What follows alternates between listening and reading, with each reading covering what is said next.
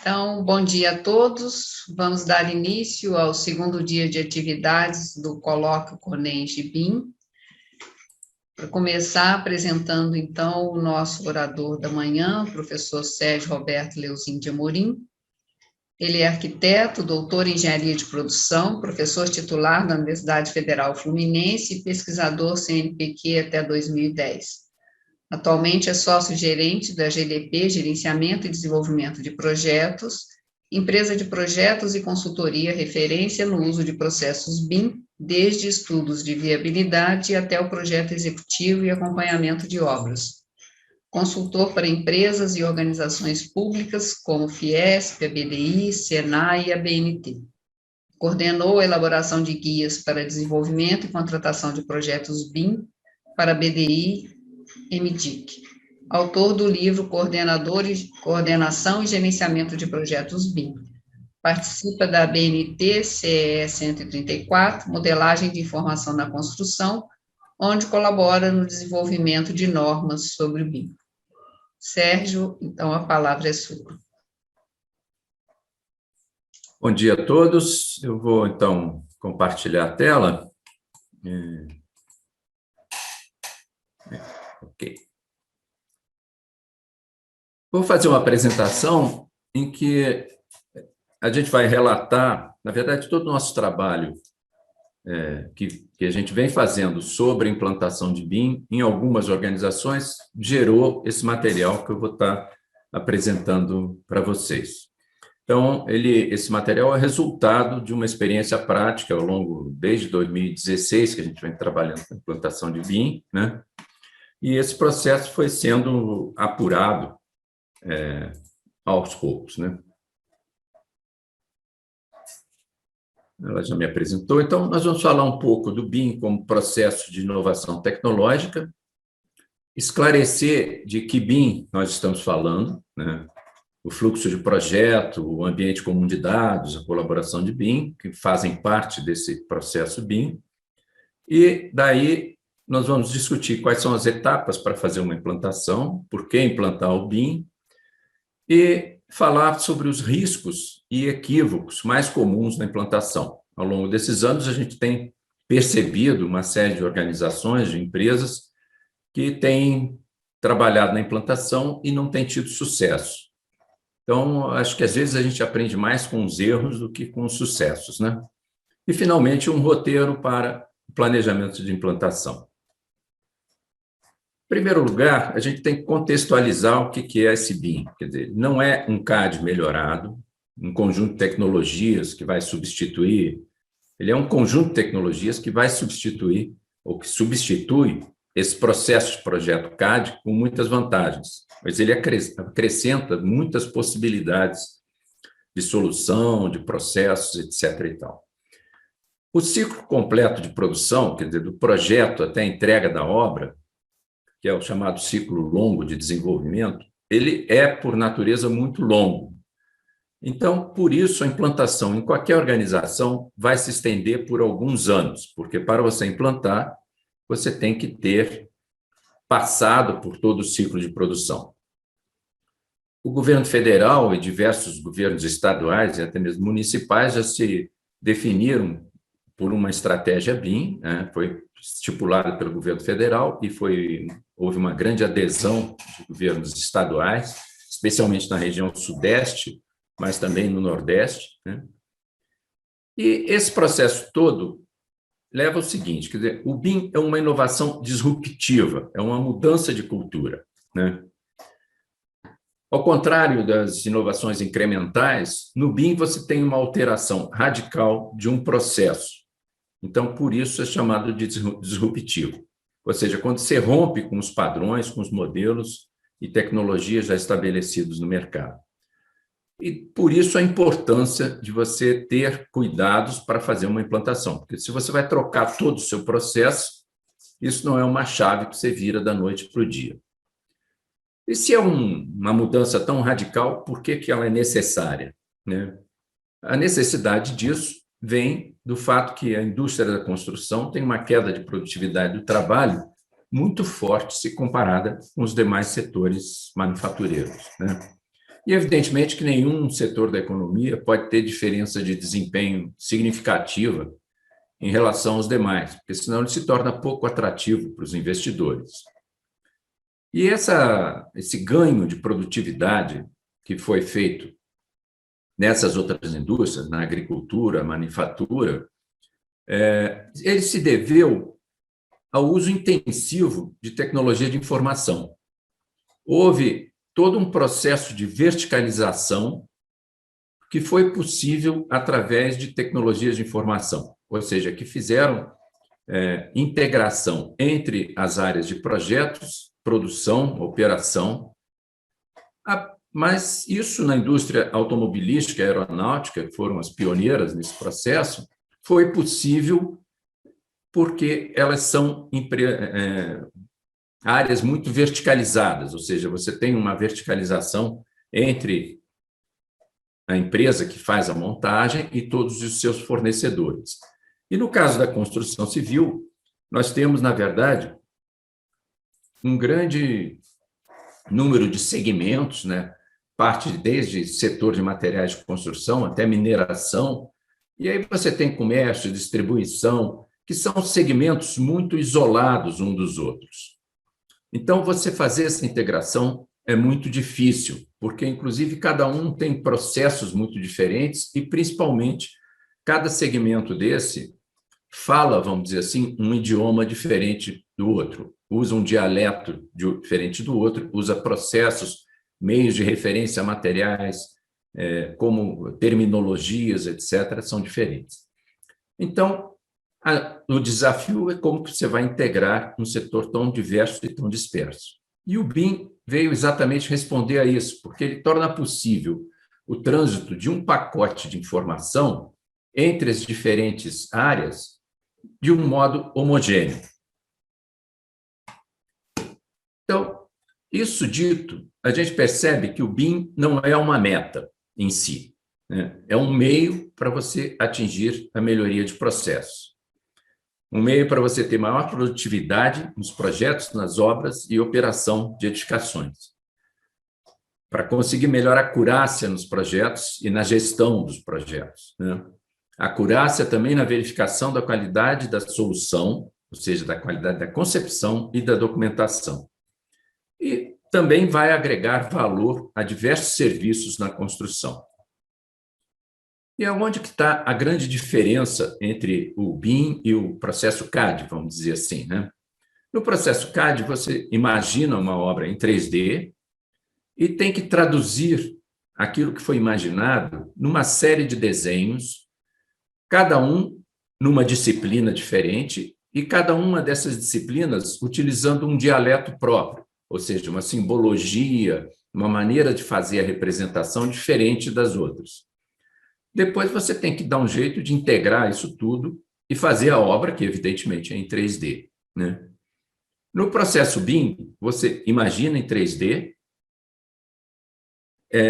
documenta, faz todo o processo de projeto também em 3D, mas não só em 3D, né, como a gente vai ver, e depois você vai realizar a obra em 3D. Mas esse processo de projeto do modelo BIM, ele não é apenas um modelo 3D. Esse, aliás, é uma das questões mais interessantes, porque sempre que você vai falar de BIM, todo mundo pensa no modelo. Mas, na verdade, a maior riqueza dele é na informação, nas propriedades dos objetos, das instâncias, etc. e tal.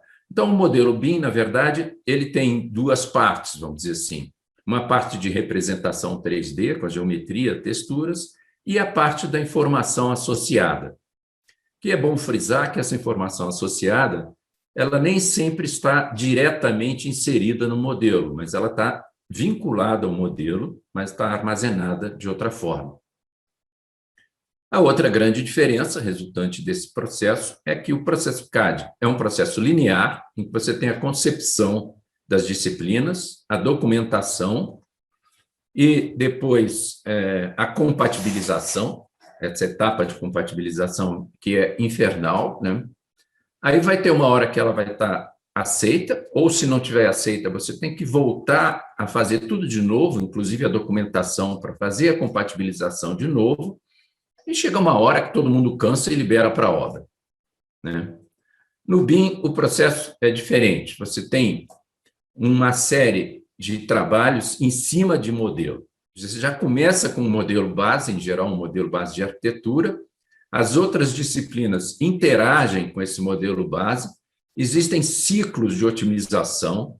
Você define esses ciclos, que normalmente são muito curtos, de uma semana, 15 dias no máximo.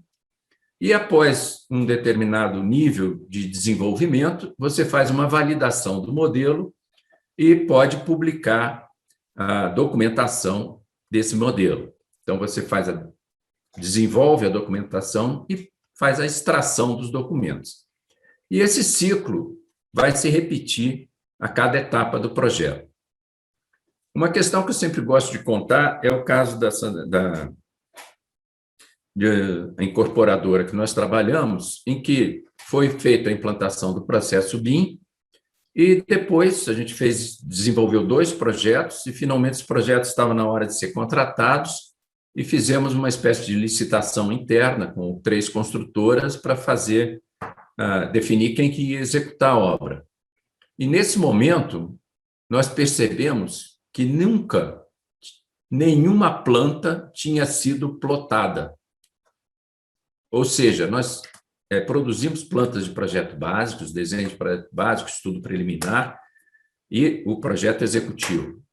E até o momento que a gente foi executar a licitação, nenhuma dessas pranchas tinha sido plotada. Na verdade, a gente nem precisava ter feito as pranchas de projeto básico ou de estudo preliminar, né? Por quê? Todos os envolvidos trabalham exclusivamente com os modelos e até com os PDFs, né? Mas nunca ninguém plotou nada. É uma coisa bastante interessante. Quer dizer, só na obra que, evidentemente, ia ser necessário usar a plotagem. Agora, a maior característica do BIM é que ele é uma mudança de cultura. Sempre que a gente fala de implantação, nos trabalhos que nós viemos acompanhando, em diversas organizações, o grande problema não é a tecnologia, não é até mesmo a qualificação das pessoas. Ela é relativamente trabalhosa, mas não é o grande problema. O problema é você implantar esse processo de colaboração simultâneo, em que esses resultados de cada um dependem dos demais. Então, você tem que ter uma nova postura de toda a equipe, e é a integração de dados e um sistema de comunicação que são a base para o processo de projeto. Então, existe o processo de projeto individual, mas mais importante que isso é o processo colaborativo. E é ele que dá os grandes benefícios do BIM. Esse processo colaborativo, ele se dá com base no modelo federado, em que você junta todos os modelos de todas as disciplinas em tempo real. E o que é importante é que todas as disciplinas vão estar se vendo ao mesmo tempo, né? Ou seja, eu tenho acesso a todo momento ao modelo de estrutura, de ar-condicionado, etc. e tal, e a gente pode ver o avanço de cada disciplina. Você não espera o modelo estar pronto para daí compartilhar. Isso é feito através de um ambiente comum de dados e com um fluxo de arquivos bastante característico, vamos dizer assim. Normalmente, você tem um servidor central e você espelha esse servidor central em uma unidade de projeto e dentro dela você tem os diferentes postos de trabalho. Se você olhar isso com as diferentes equipes, você vai ver que você tem um espelhamento desse diretório nos diversos locais, e para isso você vai ter que ter um fluxo de comunicação muito intenso, não só nesse ponto, como também internamente. Lembrando que hoje em dia a maior parte desses postos de trabalho estão em trabalho remoto, o que é uma complicação a mais, porque você depende de uma internet bastante fraca aqui no Brasil.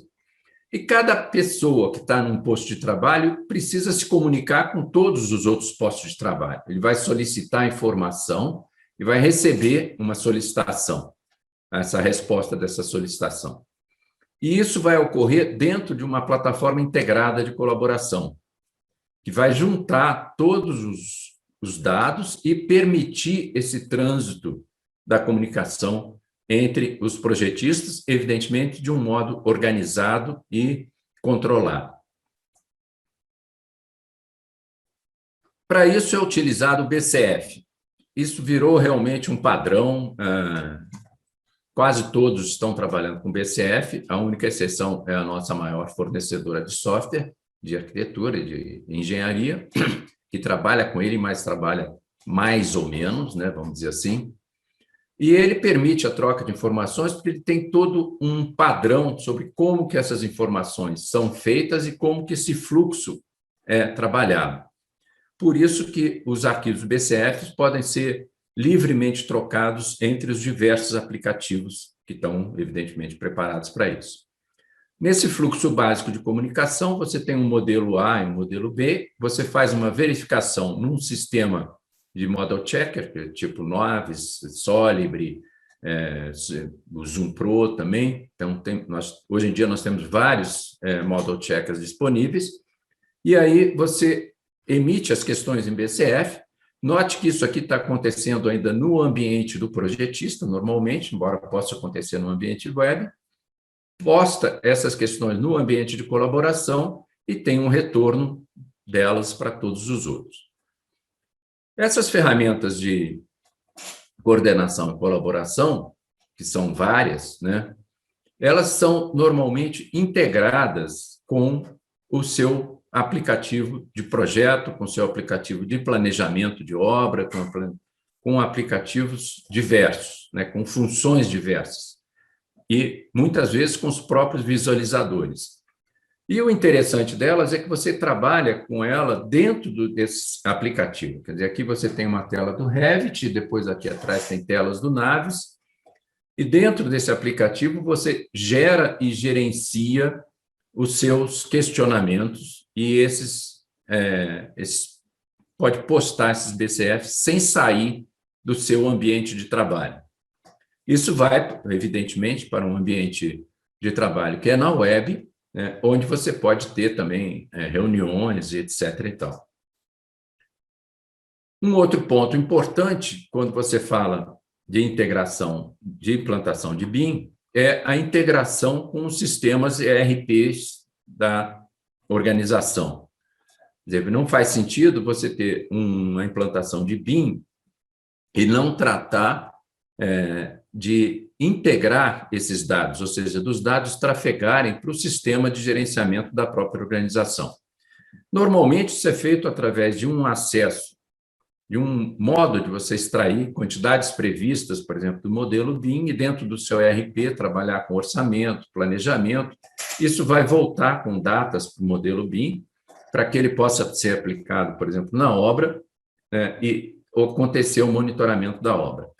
A forma que esses fluxos vão ocorrer depende muito, na verdade, porque eu posso fazer isso até trabalhando com planilhas de Excel para lá e para cá, mas posso fazer também através dos sistemas mais avançados, em que você integra realmente o modelo dentro do próprio ERP.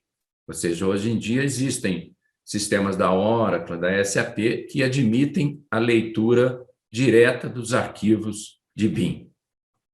Evidentemente que esses processos devem ser muito bem estabelecidos e que são muito variados. Isso não existe uma receita de bolo que sirva para todo mundo, né? Na verdade, cada um gosta de um tipo de bolo diferente. E por isso, por ser tão variado as demandas, é que a gente precisa fazer o planejamento da implantação. Ou seja, o BIM é um mundo muito diverso que vai atender uma diversificação muito ampla dos seus usuários. Então, eu preciso fazer esse planejamento do BIM. E planejar a implantação é redesenhar o processo de projeto da organização. E aí, planejar as ações necessárias para que esse novo processo substitua a maneira atual de desenvolver processos, né, dos projetos. Eu acho muito legal esse negócio de que você está redesenhando o processo de projeto. E, na verdade, quando a gente faz a implantação de BIM, onde nós dedicamos mais tempo é no redesenho do processo de projeto. Como que ele vai ser feito? Como que ele vai acontecer? Quais são as ferramentas que você vai precisar? E como você começa a fazer isso? Ora, você começa estabelecendo uma visão de futuro. E essa visão de futuro vem das metas estratégicas da empresa. Ou seja, eu quero melhorar o faturamento do escritório de projeto, eu quero diminuir as perdas de obra, eu quero diminuir o prazo de obra. Essas são as metas que a gente vai tentar atender com o BIM. E como que a gente faz isso? A gente vê quais são os usos mais relevantes para essas metas estipuladas. E com base nesses usos do BIM, a gente pode fazer o planejamento do processo de inovação, que começa com um diagnóstico da organização. Ou seja, é preciso que você conheça essa organização, conheça os processos da organização, como que eles ocorrem, para que você saiba o que vai ser alterado e como vai ser alterado. Com base nisso, a gente pode traçar uma estratégia. A gente traça a estratégia exatamente a partir das metas da empresa. Essa estratégia é resumida num roadmap, que é um esquema bastante simples das grandes ações que você precisa fazer. E, com base nesse roadmap, você vai detalhar o plano, fazer um plano de ação propriamente dito. É um projeto de implantação, vai ter um cronograma, vai ter um investimento necessário. Mas depois você tem que acompanhar a implantação desse plano. Não basta só você fazer o plano, você tem que monitorar esse plano e ter uma ação contínua de monitoramento. O diagnóstico, ele deve mensurar a conformidade dos processos BIM a cada uma das dimensões do BIM na organização. Ou seja, eu tenho pessoas, eu tenho tecnologia, ou seja, eu tenho lá a rede de computadores, os computadores, os servidores, e tenho processos. E essas coisas todas são costuradas, vamos dizer assim, por procedimentos, ou seja, a maneira que você implanta esses processos. Esses procedimentos eles podem ser procedimentos formais, procedimentos em que você tem realmente uma documentação escrita, ou podem ser também boas práticas, ou seja, uma maneira que já está consolidada de você realizar aquele processo. E aí eu vou trabalhar se quanto por cento dessa tecnologia está adequada para os meus processos BIM projetados, né? E quantos dos meus processos atuais poderão ter conformidade com os processos BIM futuros? E quanto das minhas pessoas têm competências, têm qualificações para fazer essa conformidade com o BIM? Nós temos feito isso através de planilhas. É um processo bastante simples, quer dizer, você tem uma série de planilhas que abarcam todos os itens de infraestrutura tecnológica, você faz um descritivo disso e faz a discussão das necessidades futuras de acordo com os usos BIM. Você nota que o uso BIM ele vai estar sempre norteando o nosso trabalho de implantação, o projeto da implantação. É claro que uma das primeiras questões, e antes mesmo de fazer essa planilha de avaliação das dimensões, nós fazemos um trabalho de discussão das metas da empresa. Essas metas, então, vão gerar quais são os usos BIMs. Com base nesses usos BIMs, nós fazemos a avaliação das diferentes disciplinas. A planilha é simples, mas você fazer o preenchimento dessas planilhas envolve uma discussão muito grande com as equipes envolvidas, com a equipe de TI, com a equipe de projeto, com a equipe de orçamento e também com as equipes de administração e de jurídico.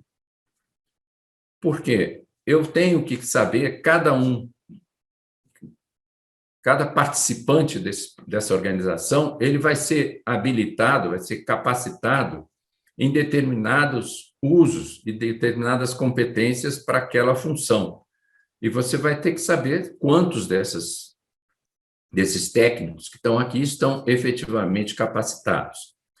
A partir disso, você vai ter um percentual de conformidade na qualificação dessas pessoas quanto ao BIM. É muito, assim, é comum que você chegue à conclusão que essa capacitação ao uso BIM seja baixíssima no começo, né? Porque, efetivamente, você está falando de um novo processo e as pessoas não conhecem quase nada.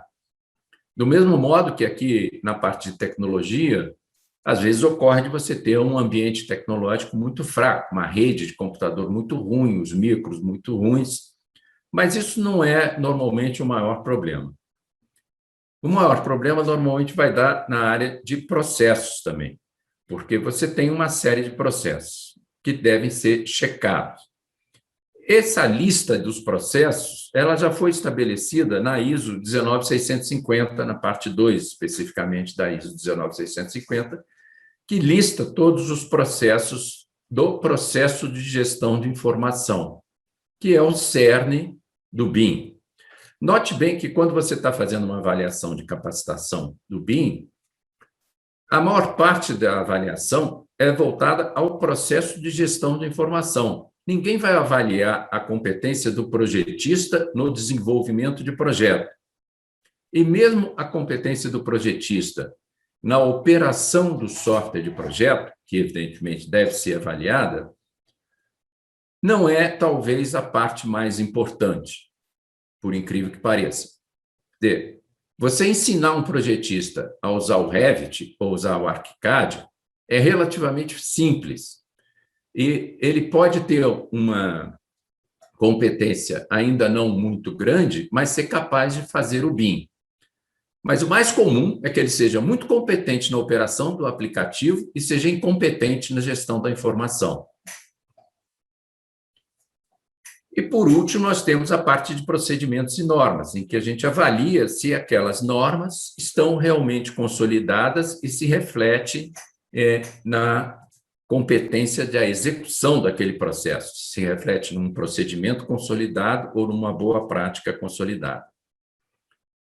Essa adequação das planilhas, ela tem que considerar os diferentes objetivos estratégicos, os mercados envolvidos e o modo de operação da organização. Ou seja, se a organização trabalha com projetos subcontratados, a avaliação é de um jeito, se ele trabalha com projetos desenvolvidos internamente, por exemplo, a capacitação na operação dos aplicativos vai ter um peso maior. Também a tipologia dos projetos influencia nesse trabalho, ou seja, que tipologias de projetos? São projetos residenciais, hospitais? Na verdade, também tudo isso vai influenciar também as metas da organização, né? Com isso, no final, nós vamos ter um gráfico de conformidade que te dá uma visualização imediata do quadro atual da organização, ou seja, quais são os pontos mais fracos dela. Como eu falei, normalmente a infraestrutura técnica costuma ter uma pontuação maior e a parte, aqui saiu a parte de pessoas menor, mas frequentemente são os processos e principalmente os procedimentos que são menores. Isso varia um pouco se é uma empresa de construção, que os processos costumam ser mais estabelecidos, ou se é um escritório de projeto, por exemplo. Do mesmo modo, as estratégias de implantação e, consequentemente, os usos BIM variam conforme o foco estratégico da organização. Numa organização que seja incorporadora e construtora com foco no Minha Casa Minha Vida, por exemplo, o foco estratégico dela é a produção. O preço do Minha Casa Minha Vida é estabelecido. Então, ele quer melhorar a produção, provavelmente. E os usos mais relevantes vão ser quantitativos, planejamento 4D, gestão de obra. Então, esse é o foco dessa organização, provavelmente. Uma construtora incorporadora com foco no mercado de alta renda, provavelmente a questão da comercialização para ela vai ser muito mais importante do que da outra. Então, ela pode querer implantar, por exemplo, VR para vendas, customizações de soluções, trabalhar com projetos generativos. Isso exige realmente um outro tipo de competência. Nas metas, aí você vai ter também que indicar quais são os objetivos das metas, né? E normalmente você vai encontrar aí a melhor acurácia de projetos nos orçamentos, melhor acurácia no orçamento de obra também, melhor qualidade de informação do projeto e, evidentemente, redução de custo de obra é um item muito presente. Cada meta é traduzida num indicador e num valor dessa meta, ou seja, eu preciso ter um indicador que seja possível de mensurar. E nós vamos estipulando quais são esses indicadores, como que eles vão ser levantados dentro da organização. Quer dizer, não adianta você dizer assim, é a variação de custo contratado para a obra e custo realizado, mas como que você vai acompanhar esses custos ao longo ao longo do tempo, com que instrumentos você vai fazer isso e qual é o valor que você pretende alcançar dentro de um determinado prazo. A qualidade da informação do projeto. E, hoje em dia, com essas plataformas integradas de colaboração, nós temos também uma questão que é a qualidade do serviço e da própria colaboração. E temos também, evidentemente, o custo médio por metro quadrado, por tipo de obra, e aí tem tem múltiplas possibilidades de você fazer esse acompanhamento de custo de obra, de modo a que ele seja o mais preciso possível. Com isso, nós temos, então, a definição dos marcos de implantação também. Então, eu pretendo, por exemplo, desenvolver um projeto piloto, que pode ser real ou fictício. Eu vou fazer o planejamento, vou licitar uma obra e vou entregar essa obra projetada e gerida com processos BIM. Isso vai possibilitar que a gente monte um roadmap, em que você tem, de início, a definição da plataforma e a definição de como que você vai gerenciar esse projeto de implantação. A partir daí, você vai estabelecer o plano com as atividades de capacitação básica, provavelmente, e, em paralelo, você já deve começar a trabalhar com o desenvolvimento dessa cultura BIM dentro da organização. Ou seja, como que é esse processo de colaboração e de implantação da colaboração. E você vai, a partir daí, fazendo os trabalhos conforme estipulados dentro dessas marcas. É importante ressaltar que capacitação é um trabalho que vai se dar ao longo do tempo, com diversos estágios de capacitação, até você atingir a meta do seu primeiro plano de capacitação, vamos dizer, o plano de implantação, que seria, por exemplo, a contratar uma obra BIM, né? Então, as atividades que são feitas são a designação de uma atividade de acompanhamento, depois as avaliações das diferentes estruturas, a proposta de visão do futuro, o desenvolvimento desse roadmap estratégico, depois ele é detalhado, avaliado e consolidado. Um plano de implantação, ele vai virar um cronograma, e é esse cronograma que está listando todas as atividades que você vai fazer, capacitação nos diferentes softwares, né? E, com base nisso, você vai traçar um plano de investimento, né? Juntando todas as atividades que são necessárias a partir daquele cronograma, né? Como qualquer projeto, a implantação vai ter que ser monitorada, você tem que fazer o acompanhamento dos custos em relatórios, monitoramento através daqueles indicadores de desempenho. E o desenvolvimento da cultura BIM, ele é feito através da difusão dessa cultura, seja por seminários internos, por incentivo à participação técnica, e sempre deve ter participação da alta direção para você perceber que realmente aquilo é sério.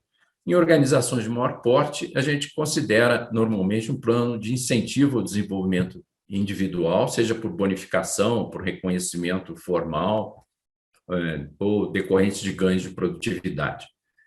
Nesse caso aqui, nós temos, por exemplo, várias possibilidades derivadas de implantar sistemas integrados de projetos, chamados IPD. Bom, ao longo desses anos, nós percebemos que existem alguns equívocos na implantação, ou seja, o que não fazer. O primeiro deles é, vamos contratar um projeto BIM. Já que esse negócio de BIM está na moda, a gente contrata um projeto em BIM e depois vai receber aquele projeto e não vai saber o que fazer com ele. O BIM não se compra, é preciso fazer. Esses exemplos, inclusive, que eu estou dando, são baseados em casos reais e, às vezes, casos enormes, vamos dizer assim. Uma organização, mesmo que ela subcontrate os projetos, ela tem que estar capacitada para o processo BIM ou não vai ter esses benefícios. E você tem que capacitar todos os participantes. E todos os participantes incluem todos aqueles que vão receber os projetos. Senão, você vai receber os projetos e não vai saber o que fazer com aqueles modelos, com aquela informação toda. E essa capacitação, ela envolve todas aquelas dimensões. Lembrando que vai passar, inclusive, pelo departamento jurídico. Ou seja, você vai alterar os modelos de contrato, então o advogado que vai redigir esse modelo de contrato, ele tem que saber o que está fazendo. É claro que não é uma capacitação aprofundada, mas vamos dizer assim, mas ele tem que entender o que ele está regulando. O outro equívoco é você querer fazer BIM por si próprio, ou seja, não atribuir metas para a organização, mas sim metas para a implantação do BIM em si mesmo. E o BIM não é uma meta. O BIM é um meio para você atingir melhoria de processo, como nós vimos, para ter maior produtividade, melhor acurácia, etc. e tal. Então, o BIM é um meio para nós atingirmos uma meta. Nós não vamos fazer BIM porque é bonitinho ou porque está na moda, né? Nós temos que implantar o BIM para alterar os processos da organização e para melhorar o desempenho da organização. Temos o terceiro equívoco, que é começar devagar. A gente faz só projeto de arquitetura no BIM. Não existe projeto de arquitetura feito em BIM se não existir os demais projetos. No mínimo, projetos de estrutura, de instalações, de ar-condicionado. O cerne do BIM é a colaboração e a integração do conhecimento. Isso potencializa os benefícios, que é a força do conjunto que vai ser maior que toda a parte. Sem você ter integração e sem ter colaboração, o que é impossível numa só disciplina, você não está fazendo BIM. Você está fazendo um projeto 3D de arquitetura, seja lá do que for, né?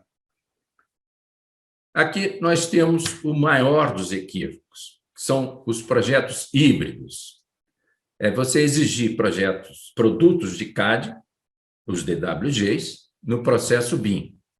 Isso é altamente contraproducente, exige um volume de horas de trabalho e provoca erros, né?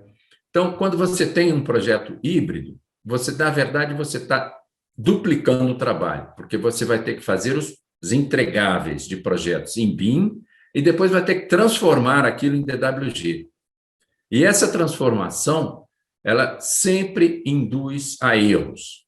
Tá? Pela própria natureza de como que essa transformação é feita. Isso é uma questão também tecnológica, vamos dizer assim. Além disso, você tem que ver que no processo BIM você pode otimizar o projeto com o uso de gabaritos pré-configurados. Então, você tem uma curva do BIM sem workflow de templates e você tem a curva de homem-horas do BIM trabalhando com templates. Na verdade, o trabalho que você realizaria aqui nessa faixa cinza, você faz uma vez e usa em todos os projetos, e depois, em cada projeto, você está aplicando esse esforço. O esforço de CAD, ele está aqui. O que acontece quando você sobrepõe esse com esse é que, na verdade, você está somando os dois, né? E vai ter um tempo muito maior. Isso quando não ocorre o pânico, que normalmente você está fazendo projeto em BIM, quando você começa a produzir o DWG e começa a dar erro, entra em pânico e aí quer voltar para o CAD. Esse é o pior dos mundos, tá? Então, realmente, você exigir DWG dentro de um processo BIM é o pior dos mundos. Significa que você vai ter uma quantidade de erros e uma quantidade de retrabalho muito grande. Por isso tudo que o quinto equívoco é você não planejar. Ou seja, você fazer uma implantação sem saber o que você quer, é evidente que você vai parar em qualquer lugar, né? Esse investimento para implantação é significativo, especialmente no segmento de projetos, ou seja, enquanto uma construtora vai gastar uma parcela ínfima do faturamento dela para implantar o BIM, um escritório de projetos costuma ter que investir 15%, 20% do faturamento anual quando ele faz a transição do CAD para o BIM. Ou seja, é um investimento muito pesado para a área de projetos. Ele se paga, mas é um investimento muito pesado. Por isso, tudo que é preciso fazer com muito cuidado, estabelecer esses objetivos claros de relevância para que você possa, inclusive, distribuir esses investimentos corretamente ao longo do tempo. Essas metas de implantação, elas têm que ser derivadas aí do potencial da organização. Mesmo dentro do escritório de projeto, muitas vezes você encontra já uma equipe muito capacitada em determinados aspectos e que pode trabalhar mais rápido nesses aspectos e mais devagar em outros que talvez não sejam tão relevantes para ela. E tem que estar tudo sempre indicado, vinculados a indicadores mensuráveis. Faturamento de posto de trabalho, que é um indicador muito simples de ser feito, né? E no caso das construtoras, evidentemente, aí esses indicadores vão ser um pouco mais sofisticados. Como conclusões, o primeiro passo para você implantar BIM é ter um bom planejamento e conhecer as qualidades e os limites da organização, ou seja, você fazer o diagnóstico dessa organização. Tenha em mente que implantar BIM é uma mudança de processos e de cultura e que exige muito tempo. Você tem que respeitar o ciclo de produção dessa organização. É interessante você observar que no segmento de projetos, esse ciclo vai ser um pouco menor, porque normalmente você vai rodar um projeto em 6 meses, 1 ano, por aí. Mas você tem que ter cuidado, porque você entrega o projeto para a construtora, mas ele tem que continuar a ser acompanhado. Então, esse processo de assistência técnica do projeto também deve ser considerado nesse processo de implantação. Você tem que respeitar as qualidades e as expertises existentes na organização. Um ponto muito comum é que você encontre uma série, por exemplo, de engenheiros ou arquitetos muito experientes, mas que são formados há muito tempo, que vão ter mais dificuldade de lidar com a tecnologia nova. Muitas vezes eles não têm prática de lidar com a tecnologia nova, né? Às vezes não sabem nem operar o CAD direito ainda, né? Mas eles têm conhecimento de construção e eles têm que ser mantidos. Então, o desafio é como integrar esse conhecimento já consolidado nessas pessoas a um processo novo e a uma interface nova. Todas as metas do processo de implantação devem ser mensuráveis e associadas a prazos e investimentos factíveis para aquela organização. E como qualquer processo de projeto, a implantação precisa ser gerenciada e monitorada. Esse é um breve resumo do que a gente vem fazendo. Eu vou colocar à disposição para nós conversarmos um pouco e vou fazer o meu momento de comercial do livro que nós publicamos, já fazem 2 a 3 anos, não me lembro bem, mas que continua bastante atual. Muito obrigado.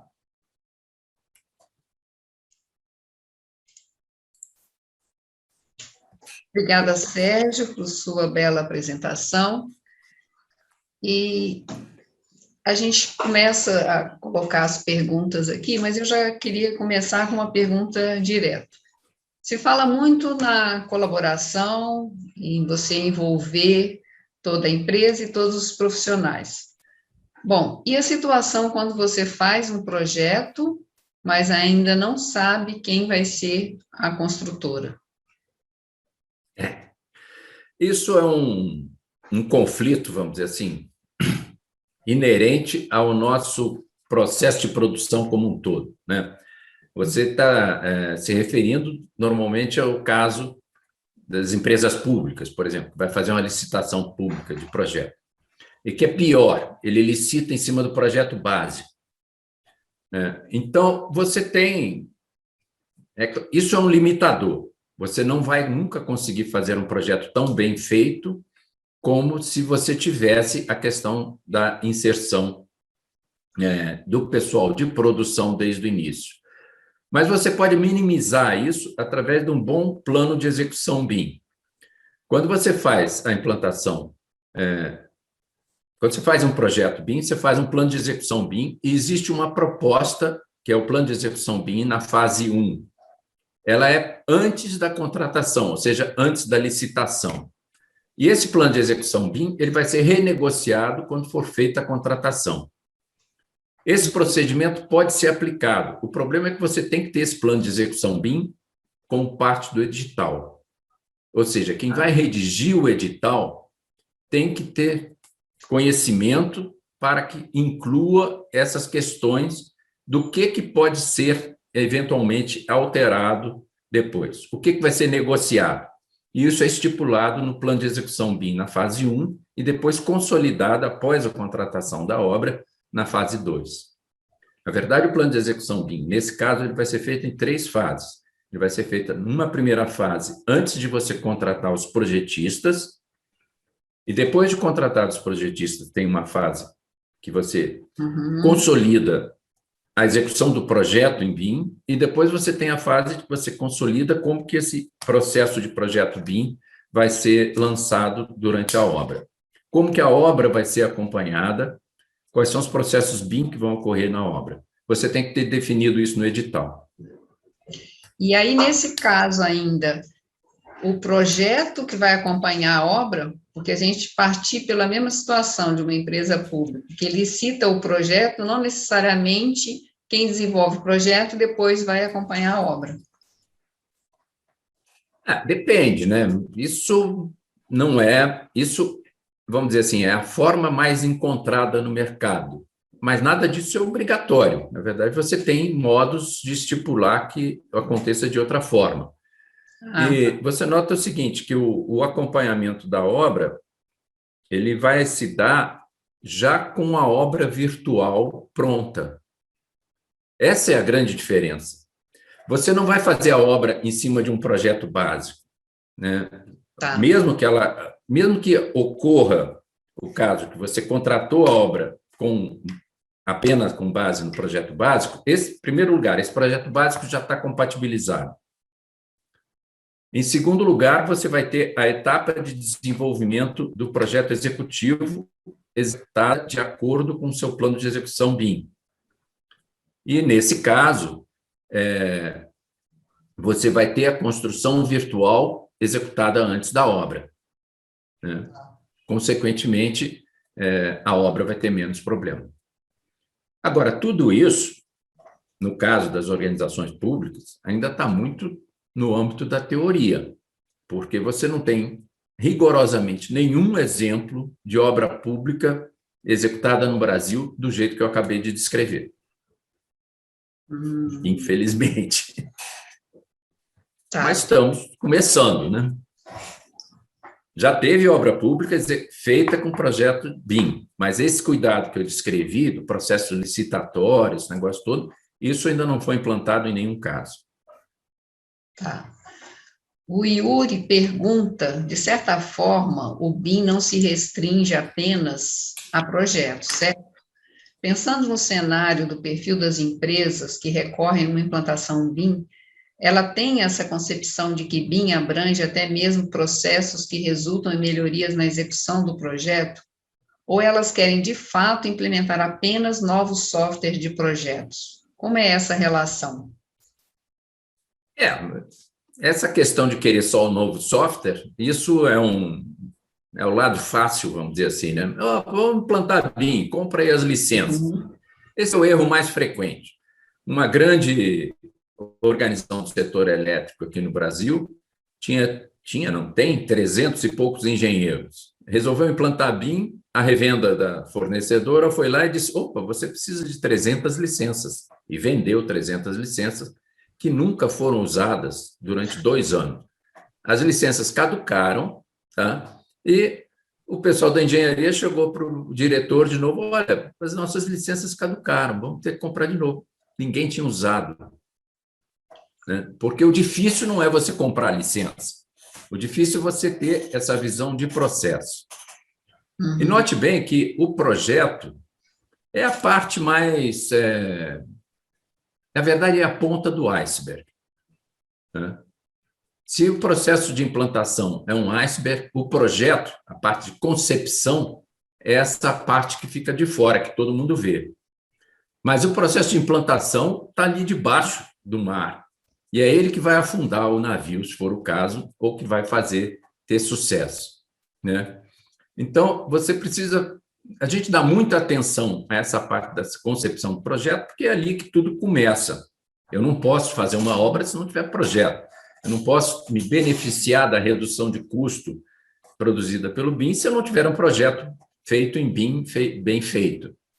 Mas, principalmente, eu preciso levar para a obra esses benefícios, né? Então, esse é um desafio muito maior, que passa, como nós falamos há pouco, por editais, passa por processo de licitação, de monitoramento, de acompanhamento, e passa também por tecnologia na obra, né?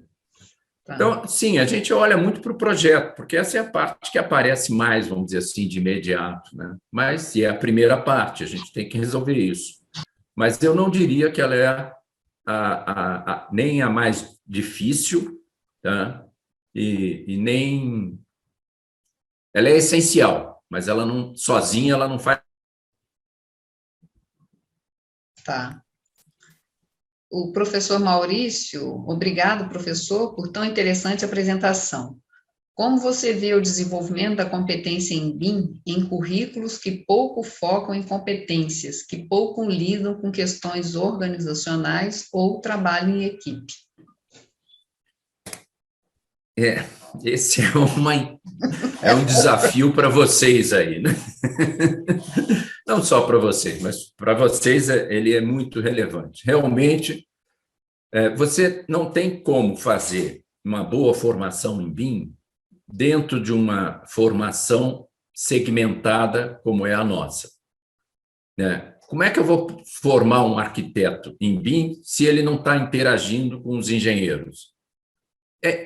Isso é uma ficção, não vai acontecer nunca, a menos que a gente mude essa mentalidade, essa estrutura da própria organização dos cursos, e não é só uma questão de currículo, né? É uma questão de integração disso, de como você pode integrar. Houve já alguns casos de sucesso nisso na USP, em alguns outros lugares, né? Arquitetura com engenharia. Exatamente. Então, não é impossível, mesmo dentro da nossa estrutura universitária atual, não é impossível você fazer isso, mas é realmente um desafio que passa por corações e mentes aí, né? Muito mais por corações do que as mentes. Mas é um desafio posto para vocês, e o que acontece é o seguinte, quer dizer, se isso não for feito, vai ser muito mais duro para esses egressos dessas universidades se adaptarem a esses conceitos novos. Mas é claro que, apesar de ter limitações, você implantar formas colaborativas, etc. e tal, você pode fazer isso mesmo dentro do âmbito da... Enquanto eu estava dando aula, ainda aí no final do meu período como professor letivo, realmente, lá para 2008, entre 2008 e 2010, eu implantei vários processos colaborativos dentro do âmbito tanto da disciplina de projeto quanto da disciplina de gerenciamento que nós fazíamos, né? E foi muito legal. Na verdade, foi assim um candicismo meu como professor, porque eu tive a maior taxa de frequência de aula quando eu implantei a gamificação, né? Gamification, que eles falam, né? Dentro da sala de aula. E isso nada mais é do que um processo colaborativo. Tá.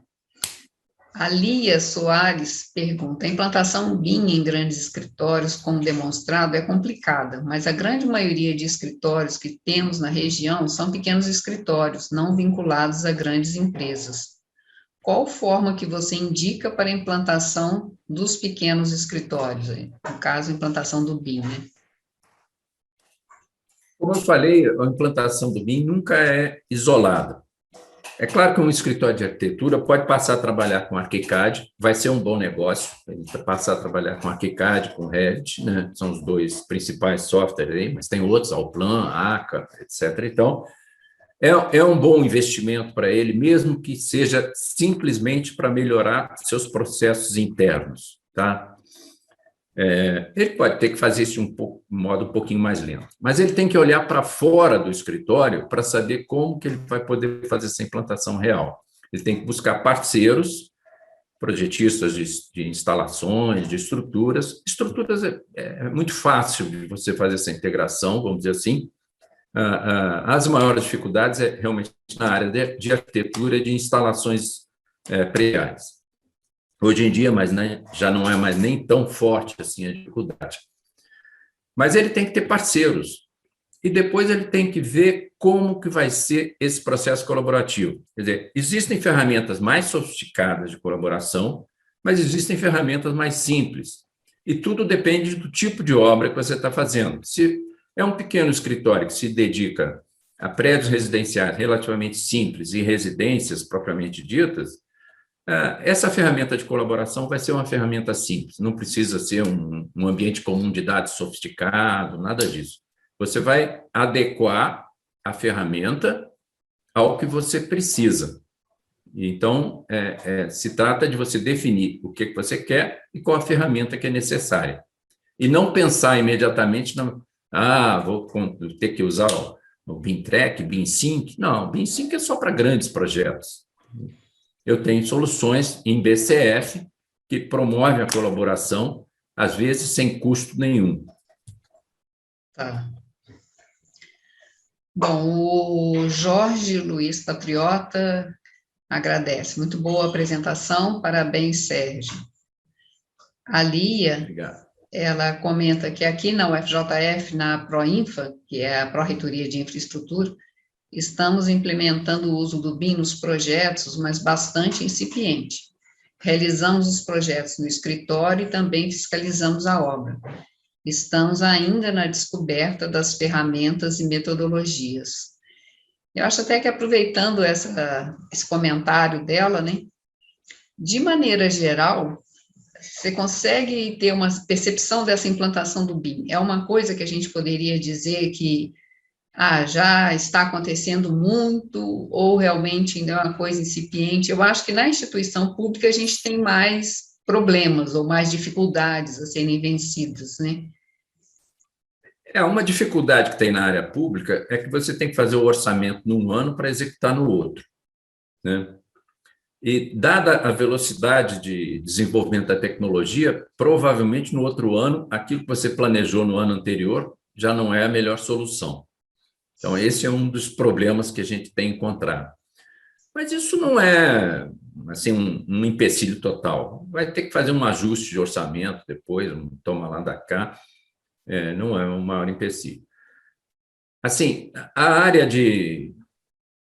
Eu fiz o planejamento de implantação do BIM na UF agora, no final do ano passado, e foi exatamente isso. Quer dizer, eles, na verdade, vão começar a implantar no ano que vem, 2022, porque não conseguiu entrar no orçamento direito, então alguma coisa vai acontecer agora, mas, na verdade, pelo menos tem um planejamento de como que isso vai acontecer.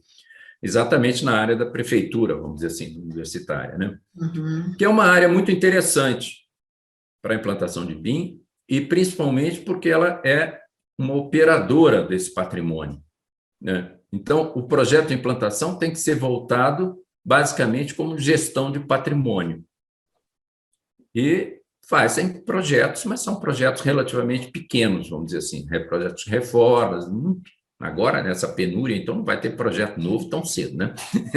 Mas a gestão tem que ocorrer. Então, ela teve foco muito mais na gestão de patrimônio do que no projeto. Tá. E aí, uma coisa também com relação a essa colaboração, como é que fica a questão autoral? Já que você compartilha essa questão Você compartilha informação, mas não compartilha autoria. E os arquivos de coordenação, eles são normalmente em IFC, ou seja, não são editáveis, né? Então, você tem todo um processo em que preserva a autoria. No processo de implantação de BIM, a questão da propriedade intelectual é muito mais complicada do que no processo comum. Por exemplo, todo mundo está acostumado, eu peguei aqui esse vaso sanitário da Deca, não sei o quê, vou editar para ele ficar diferente. Não pode fazer isso, isso é um roubo de propriedade intelectual. Tá. Então, você tem que ter uma ética aprofundada no uso desses objetos virtuais BIM. E existem regras para isso. Entendi. Bom, estamos chegando ao nosso final.